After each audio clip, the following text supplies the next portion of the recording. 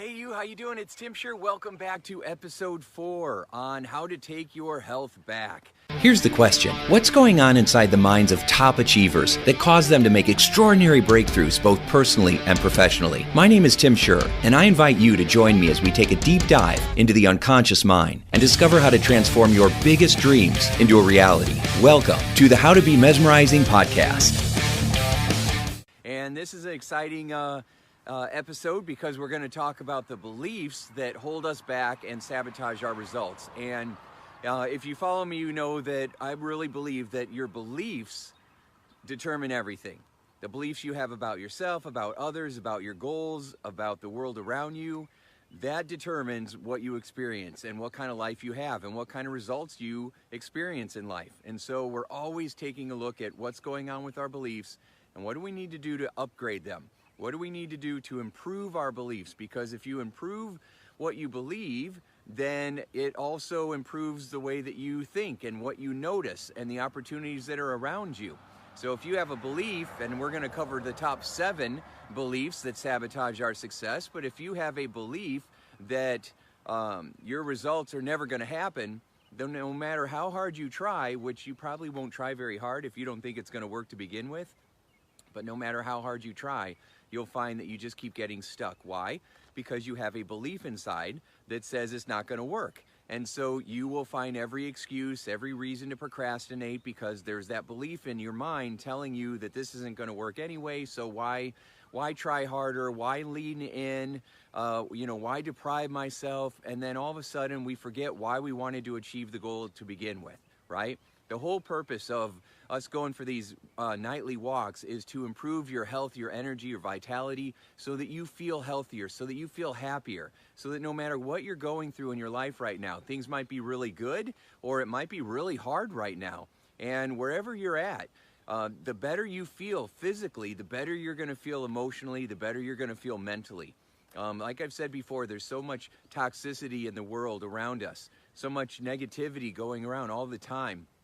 And that's very harmful to us energetically, emotionally, spiritually, psychologically. And so we have to take care of ourselves because nobody's going to come in and rescue us. We have to do that for ourselves. And so it starts with our beliefs. So let's start jumping into them right now. Okay. So the first belief that holds people back is this one. I have to diet in order to lose weight. In order to lose weight, I have to diet. Okay, so I found that you shouldn't do anything where the first 3 letters spell die. For years, my clients would come in for weight loss, and I thought that's what we were supposed to do. I help them with their diet, right? And so when I read all the diets, trying to figure out what was the best one, what was the secret one that was going to help everybody lose all this weight. And what I found is that it seems like as soon as somebody goes on a diet, they're already set up to fail. They're already believing that they have to be deprived and that they can't eat anything that they really like and that they're never going to be satisfied again. And all the other top fears arise as a result because dieting in most people's mind is torture. It's starvation. It's feeling completely left out while everybody gets to eat whatever they want and you're sitting there at the party all alone eating hummus, all right? And so we have all these images of feeling deprived that come up inside, and it makes people feel angry and it makes people feel resentful and it causes us to rebel. And so when I started actively telling my clients I don't want you to diet anymore, then they would first look at me like they were in shock, like they didn't even know how to respond to that because the only thing that they ever knew was dieting. And I pointed out to them that if you've spent your whole life dieting and you're here in my office to lose weight, your approach is not working, is it? So why would you want to go back and do that again? Remember that old, I think Henry Ford said it, if you think you can or you think you can't, you're right? Well, that's the wrong quote. The quote I wanted to share with you, although that's a good one too, the one I wanted to share is the definition of insanity, and that's doing the same thing over and over and expecting a different outcome. So, so we want to make sure that we are not dieting anymore, and instead we're choosing a better lifestyle, a healthier way of living. Because the other problem with a diet is it's a short-term plan to try to to try to get us to a place. And what happens is once we get to that place, we stop using the plan, and then we gain our weight back. So people will say, I'm gonna diet, I'm gonna stop eating sugar, I'm gonna stop going to fast food restaurants, I'm gonna stop eating candy, I'm gonna stop guzzling soda all day long. And then they lose the weight, and they feel how confident they feel in their clothes, in their skin, right? They'll tell you how amazing they feel. But then because they went off their diet, they started going back to the old behaviors that caused them to gain the weight in the first place, and guess what? You gain all the weight back again. Now, if you've done this, I know I'm preaching to the choir. Recognizing that if you're gonna get long-term, sustainable weight loss results, if you're gonna get long-term energy, if you're gonna have more vitality, if you're gonna feel healthier and stronger as the years go by, then you've gotta make sure that you're not dieting, that you are living healthy, that you're living clean, that you're choosing as many times as you possibly can to eat healthy stuff and put healthy food in your body. Now, that is a decision that you're going to make constantly. So it's Friday. Fridays are date your wife days in my household, right? So on Friday, every Friday, I go out with my wife and we go do something. Now, usually we're running around trying to get things done because we never have enough time as it is. But we try to do fun things as well. So sometimes we'll go to the movies, sometimes we'll go for a walk, sometimes we'll go out for lunch. And today we went out for lunch and we had shrimp. And we went to Red Lobster, and we were gonna eat shrimp because it's one of the healthiest stuff there. And then of course they wanted to bring the biscuits, right? And they wanted to bring all the fried stuff, and they wanted to bring out the desserts, and they wanted to start us off with margaritas. And although that sounded fun, every time they offered to bring something, what I did in my mind was I thought to myself, how am I gonna feel after I've eaten it? How am I gonna feel after I put this stuff in my body? Because you taste it for just a couple of seconds and then you swallow it and then it's in your body. So those cheese cheddar biscuits, they look great and they taste really good while they're in your mouth. But as soon as I swallow all that dough, I don't taste it anymore. And then you know what happens? I get tired. And when I get tired, then I lose my drive. When I lose my drive, I'm not motivated anymore. When I'm not motivated, I don't feel good. And then what I used to do, because I would say, heck yeah, bring me the second basket of biscuits because we ate the first basket waiting for our food to arrive. Then I would say, hey, bring me a Diet Coke. In fact, they offered a Diet Coke and I was like, no thanks. I'll stick to my water, because in the past when I would drink that Diet Coke, it would give me some fake energy for a short period of time. And then all of a sudden I would find myself being more tired. I would feel mentally fogged. And the whole day I would walk around feeling mentally fogged and irritable. The same thing happens with coffee. You just start to feel more irritable and agitated. And so what I do is I always jump ahead. I always think, how am I gonna feel 20 minutes from now? How am I gonna feel a half hour from now if I do this? And then I realized that that 10 seconds of mouth pleasure isn't worth the whole day of feeling tired and exhausted. And so I'm able to, instead of eating with my taste buds, I eat with my imagination too, which means that I really focus on how is this going to actually make me feel. I find that most of the time when people are struggling with their weight, they are not paying attention to the consequences. They are focusing on how they feel in the moment. And that instant gratification is what keeps sabotaging them, because they get instant gratification for like 10 seconds or 20 seconds or while you're eating, and then you pay for it.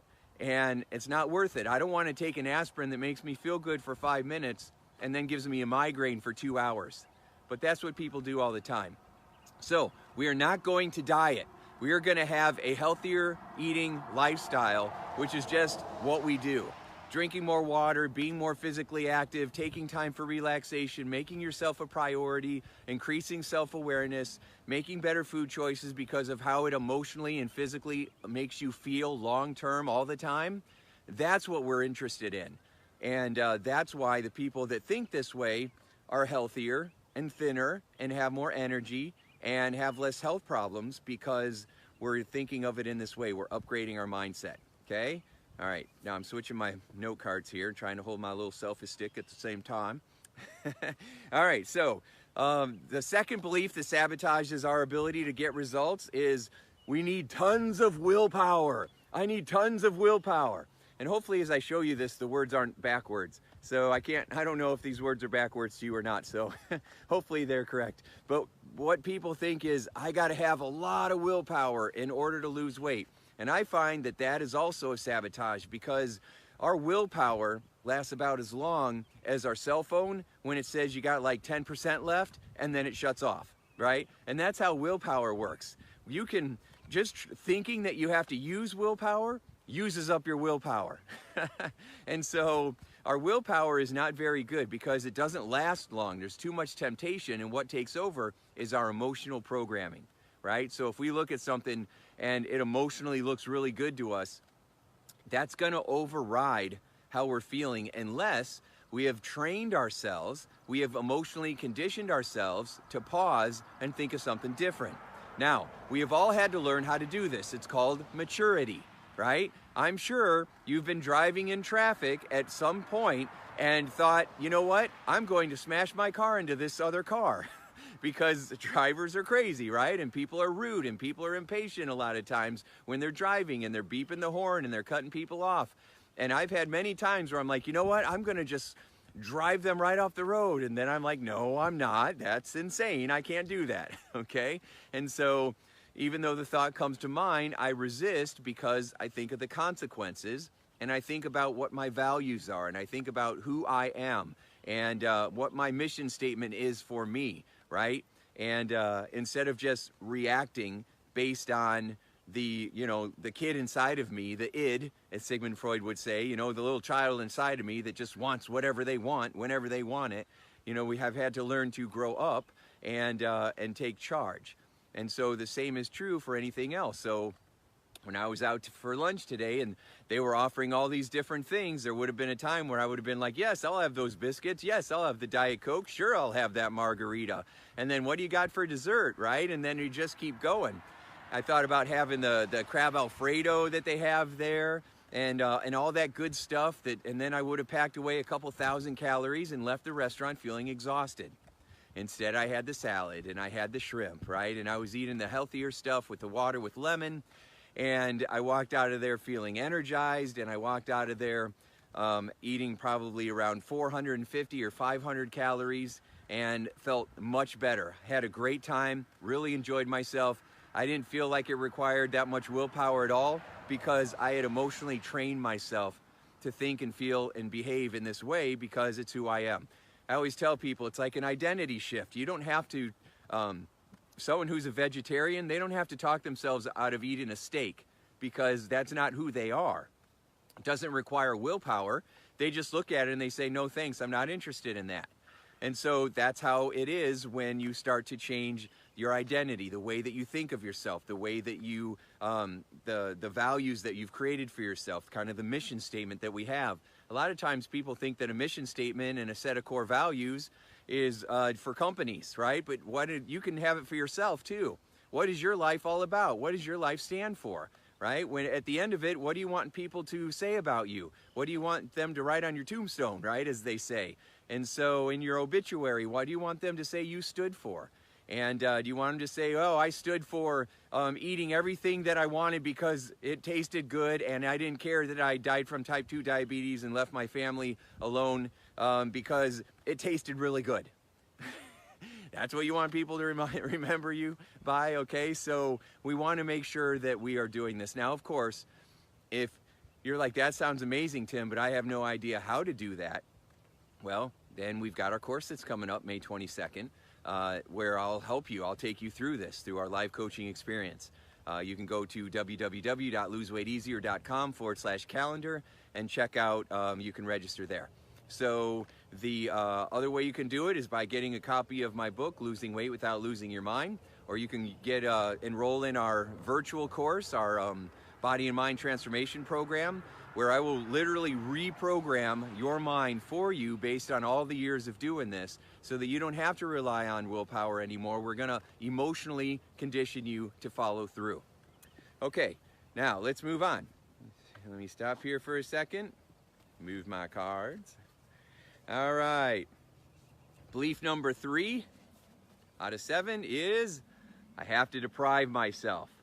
Now again, you'll see a lot of times if you follow me on Facebook, you'll see that I post a lot of the foods that I'm eating. And I'm like, oh, bummer, I have to eat healthy again as I'm eating this fantastic Mediterranean salad or this amazing piece of fish, right? Or I'm having some yummy broccoli with some olive oil and slivers of almonds on there or walnuts, right? Or I'm having roasted peppers with a little bit of bacon in there. And I'll be like, oh, this is so hard to do. Or I'm having a big smoothie, right, with all kinds of berries or green drinks. Or I had this mango drink today. Oh my gosh, it was so good. And so I just keep thinking, you know, where am I being deprived? Because I'm not having breadsticks, or because I'm not eating a McDonald's Big Mac, or because I'm not eating a candy bar? I've had plenty of all of that stuff. I'm not missing out on anything, and I'm not telling myself that I'm missing out on anything either. What are you doing? Okay? Because again, you're going to believe whatever you tell yourself. You got to make sure that you are changing the story that you're telling yourself. And that's why I started with our beliefs, because our beliefs drive the narration. It drives the story that we tell ourselves. So you got to change those beliefs. You got to upgrade those beliefs first. So your homework tonight might be, what are the beliefs that I really have about weight loss? And what have I really been telling myself? What's the story? That it's too hard, I don't have time, I don't have enough willpower, I don't have enough drive, it's too expensive, right? We're gonna cover all of these. But that's the stuff that most people are telling themselves, and then they're shocked that they can't follow through or they can't stay motivated long term. And it's because of the story we're telling ourselves, and we have to change our story. So when you're eating healthy, you're not feeling deprived. I mean, you can eat whatever you want. It's just what you want changes. It upgrades because you've upgraded your quality of thinking, which allows you to upgrade the kind of fuel you put into your body, which then upgrades your quality of life. If you get a great car, would you want to put a bunch of crappy gas in it? You'd be like, well, no, because then it won't run right. We got to make sure that it runs right. Well, what if it's a rental car? Well, you still got to put good gas in it because you don't want to end up, you know, on the side of the road, right? Well, what if it's a holiday? Who cares if it's a holiday? You still got to put good fuel in your car so that it runs right, so that it gets you from point A to point B. Well, your vehicle is your body. And you want to make sure you're good and putting good fuel into your body all the time. It doesn't matter what day of the week it is. It doesn't matter what just happened to you in your life. It doesn't matter if somebody just died or somebody is getting married or somebody was just born. You know, we are always looking for excuses to go do stuff, and you don't have to have an excuse. If you want to eat something that's not good for you, own it. I'm eating this and I'm going to have a taste of it, and then I'm going to get back though because I want a taste of it so that I don't feel left out. But I don't want to binge out on this stuff because it makes me feel tired. And I don't want to feel tired, or I don't want to feel bloated, or I don't want to go to bed tonight with acid reflux, tasting all that acid coming back up, right? Or I don't want to toss and turn because I'm all achy because I'm eating all this crap that's creating inflammation in my body, right? Or, you know, I don't want to be eating all this junk and then notice that I'm not going to the bathroom, you know, except maybe once a week. And so, or you go, you urinate and it smells horrible, right? And so there's all these physical things that people don't talk about that are the results of not taking care of ourselves. And so this really is about taking charge and changing the story. Instead of depriving ourselves, we're actually upgrading the quality of our life. Okay, so the next sabotage is, it's too expensive. Eating healthy is too expensive. Trying to lose weight is too expensive. Upgrading my healthy living lifestyle is too expensive. So if you go to the fanciest grocery store in town and you buy all the organic stuff, which is not necessary, then yes, it can be very expensive. If you decide that you have to buy all new cookware and you have to throw away everything you've ever used before and you have to buy all this expensive stuff, then yeah, it's going to feel very pricey. But that's not our approach. Our approach is you start to upgrade one small thing at a time.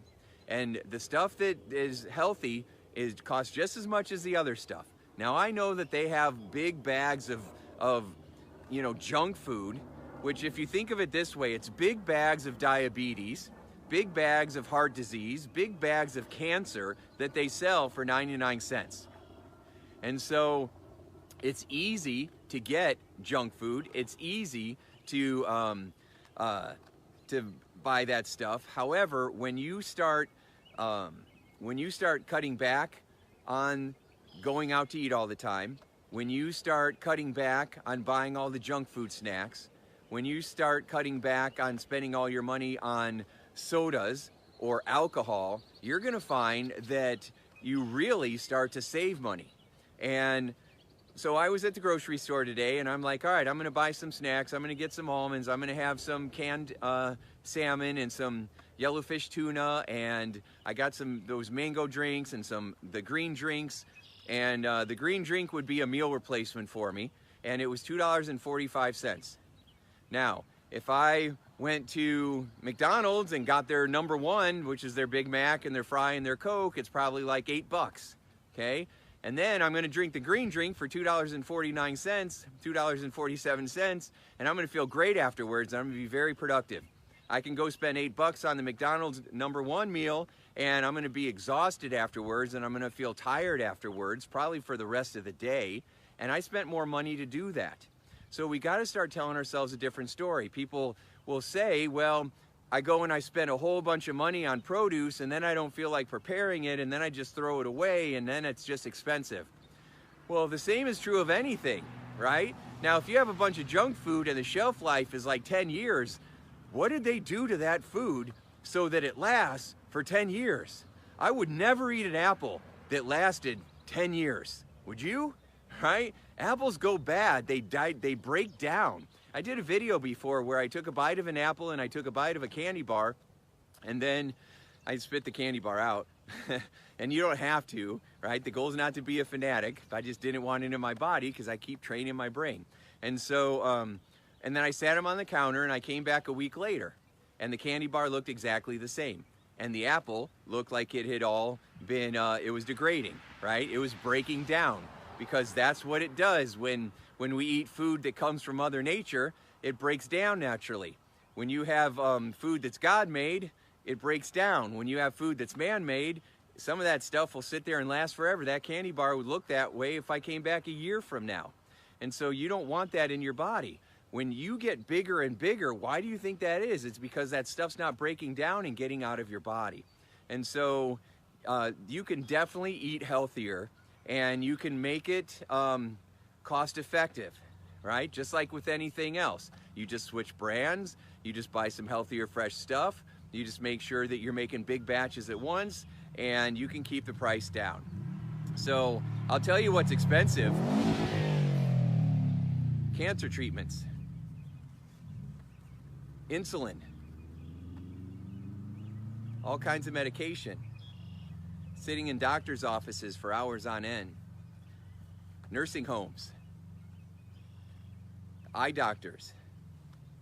You know, I think of people that I've known who have type 2 diabetes and all these problems that they're having with going blind and losing limbs and having neuropathy and having sores and going to the doctors constantly and going to the pharmacy all the time, and all the hours spent on that, right? What is your time worth? I mean, really, what is your time worth? And so when you start factoring in all that stuff, it's way more cost effective to just eat healthier. All right, here's the next one. I can't exercise, and because I can't exercise, I can't lose weight. That is another myth. I've helped people who were in wheelchairs that could not get up and move around, and they were exercising just fine and they lost weight. It's just another excuse. I'm big boned, right? It's just my genetics. You know, we have all these different excuses that allow us to not step into our power and stand in our power and make better decisions. That's all it is. You know, the quality of your life is being determined by the quality of the decisions that you make every single day. So we've got to make sure that we're making more quality decisions. And so when you say I can't exercise, first of all, any fitness trainer will tell you, if they're really good, they'll tell you that most of weight loss comes from what you're eating and not what you're doing in the gym. In fact, my friends that have those six-pack abs that that everybody sees in the magazines that look all great, they'll tell you that those abs were created in the kitchen, not in the gym, okay? Because fitness is great and strength training is wonderful, but the real results is what you're eating. And so it doesn't matter. In fact, in the beginning, one of the biggest strategy sabotages is trying to exercise and change the way you're eating all at once. That's really hard to do. So usually you start with the eating first, and then you start to add some exercise, some fitness in later. But we want to make sure that we're focusing on, oh, you got all the bicyclers. As we talk about exercise, and I get 30 people on their bicycles go by, we want to focus on that, and that's great, but we start by changing your eating first, because that makes a bigger, better impact than the physical activity, okay? So if you think, well, I can't exercise because I got bad hips, I got bad knees, I got bad ankles, I got bad feet, so what? That has nothing to do with you losing weight. That has nothing to do with you eating healthier. That has nothing to do with you taking care of you and making you a priority so that you can upgrade your life. So again, that becomes a belief that we need to just throw out, okay? All right, here we go. The next one, I'm not sure, I think this is number 6 of 7. It is, I have no time, okay? I have no time to lose weight. I have no time to take care of myself. That is another belief that we have to take control of, because if you tell yourself you have no time, then it's gonna feel that way. Time management is thought management. There's no such thing as time management, right? We have 24 hours in a day. There's no such thing as time management. We have thought management. We have decision management. We have to decide where we're going to invest our time, what we're going to make a priority, and what we're not going to make a priority, because you can only get so much accomplished. And what we do is we put ourselves on the back burner. Almost every single time we take care of other people instead of ourselves. We start focusing on you know, getting one more thing off our to-do list instead of taking care of ourselves. And often it's because we've associated pain to taking care of ourselves. We've associated pain to eating healthy or going for a walk or sitting down and relaxing because we think, oh, I got too many other things I should be getting done. I know that for me personally, I would feel guilty if I sat down. I mean, I've been going so hard for so long that if I actually sit down for 20 minutes, and it could be at like 10:30 at night, I should be going to bed. And if I sit down for a few minutes and rest, there's a part of me that's like, man, you could get another video done. You need to get that article published, right? You need to respond to those people that are waiting for you to email them back. And my brain's like, you know, go, go, go. And I have to literally stop myself and say, I got to take care of me. I got to make sure that I'm making me a priority, because if there's nothing left for me, then how am I going to take care of everybody else? How am I going to accomplish any of these other things? And so it's decision management, not time management. You just got to make yourself a priority. And most of the time we don't want to do that because of our beliefs that we have that are sabotaging us. And if you change those beliefs, then you're going to change your priorities. And when you change your priorities, your life's going to change for the better, okay? So we got to make sure that, again, we keep telling ourselves a new story. All right, last card. Dun, dun, dun. Number 7, and this is a big one. I'm not worthy. I'm not worthy. I keep thinking of Garth from Wayne's World. I'm not worthy. I'm not worthy. Okay? This is a big one. And it's one that people don't often talk about. But I've had thousands of people in my office over the last couple of decades saying that I just don't feel worthy of taking care of myself. I don't feel worthy of being able to lose this weight. I don't feel worthy of making myself a priority. I mean, we have so much insecurity in this world. We have so much pain, so much fear that somehow in some way we're not good enough. And as a result, it just throws off our priorities. It throws off our ability to love and care for ourselves because we just don't feel like we're worth it. And that is the biggest lie of all. That's the biggest mistake of them all, because you are worth it. You're amazing, and you've got to believe in yourself and love yourself and care for yourself. And because if you don't, who's gonna, right? And so we've got to make sure that we're doing this for ourselves. And when we do, it's pretty extraordinary what will happen.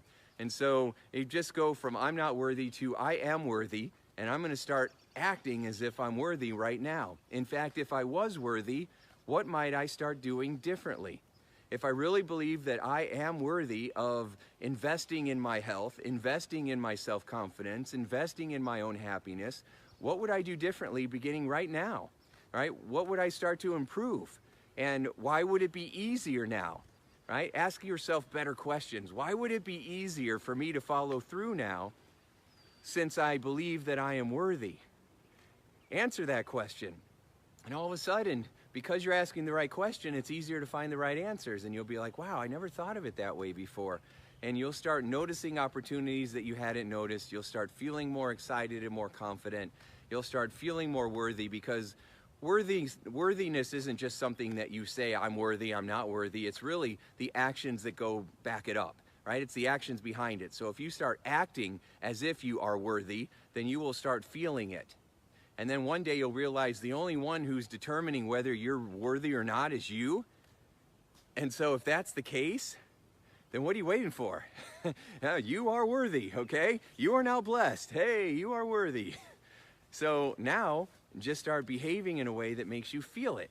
And over time, you will believe it, because it's who you have become, right? I didn't feel like I was worthy in the beginning. And, I didn't feel like I was good enough in the beginning. I felt like I had too many problems with me. And I have worked real hard over the years to love and accept myself no matter what, right? To encourage myself and keep myself going. And is the only way that I've been able to overcome the obstacles that I've had in my life. It's the only way that I keep going and I keep playing at a bigger level, is because I keep figuring out new ways for how to make myself feel worthy and loved and cared for and appreciated. And the more love and respect I give to myself, the more love and respect I attract from others. And then I feel that love and respect, and then I share it with others and make other people, or help other people to feel loved and respected by how I treat them. And then that makes them feel good, and then they feel it and they pass it along, and that's an awesome system, right? And so even for us going for these walks, every night over the next couple of weeks, it's so that we get to hang out and respect one another and care for one another and inspire one another and help each other. And through that, magic happens. Everything starts to upgrade, and you start to feel happier and healthier. So, all right, we have reached the end of our walk for this evening. So those are the 7 beliefs that sabotage our weight loss success. So your homework for tonight is to write down these beliefs, go through the video, write down the beliefs, figure out which ones have been holding you back. Maybe it was one in particular, maybe it was all of them, and then start to say, what would I rather believe starting right now? And when you do that, then you're going to find that your results this week are going to be a sure success. So thanks so much for watching, and I'll see you tomorrow night for our walk. It's going to be a lot of fun. Yeah, thanks for taking this walk. I really appreciate you, and we'll see you soon. Bye. Happy Friday. Hey, would you like more free tips on how to be a mesmerizing leader? Then check out mesmerizingleadership.com, and also hang out with me on Facebook, facebook.com/Tim Scher. Thanks so much, and make your day a sure success.